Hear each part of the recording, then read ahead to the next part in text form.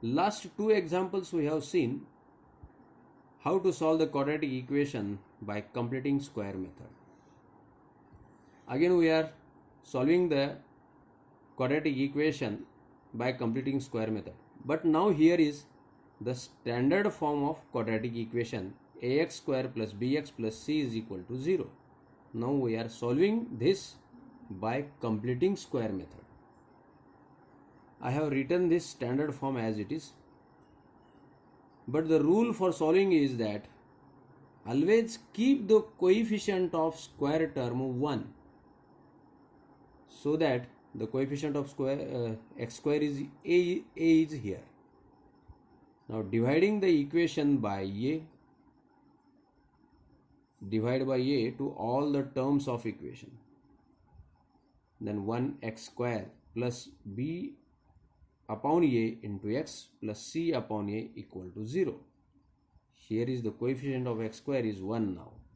Then give number 1 to this equation. The c upon a is not useful third term for these two to become a complete square. So that we have to prepare another third term by writing which we get the complete square. This is not useful. So that we are comparing these first two terms with the first two terms, that means x square plus 2xy, and these two are the first two terms of x plus y whole square. Now comparing these two, x square get cancelled. Both are same but in opposite sides. They cancel each other. B upon a into x is equal to 2xy. But we have to find out here the value of y, so that transfer this 2x to the left side, it becomes in division. X get cancelled. B upon 2a is equal to y. We get the value of y is equal to b upon 2a. Now squaring both sides, we get the value of y square is equal to b square upon 4a square. And this is the appropriate third term. So that add and subtract this b square upon 4a square from LHS of equation number 1.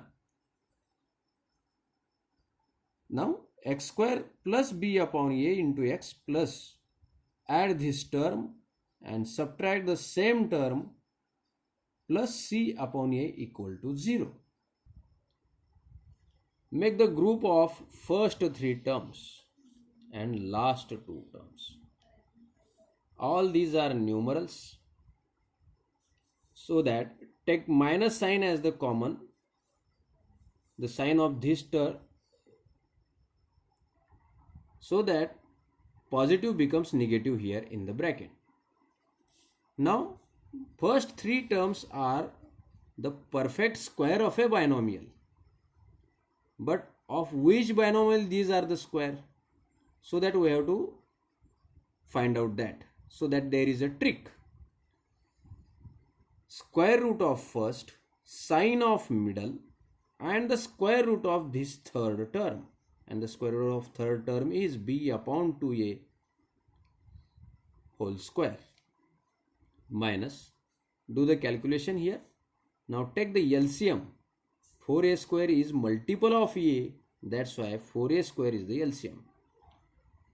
Then divide by 4a square to 4a square, we get 1 into the numerator, that means b square. Minus sign as it is. Divide by a to 4a square, we get 4a. 4a into c, that means 4ac. Write down in the bracket. Now transpose this whole term to the right side, it becomes positive. Now taking square root of both the sides, the square root of this square bracket is the bracket itself, x plus b upon 2a, it is the square root, is equal to, it is a positive term, and the square root of that positive term, it has two roots, positive and negative. the numerator is not a perfect square so that it remains in the square root, but 4a square is a perfect square so that we can remove the square root of this and we write down 2a. Now transfer this b upon 2a to the right side. Transfer this b upon 2a to the right side, it becomes negative. Now the denominators are same. Write down here and write down the numerators with these two signs. Now separate these two. Now these are the roots. That means the value of x. Here are two values, one with positive and another is with negative. That means these are the roots of the given quadratic equation.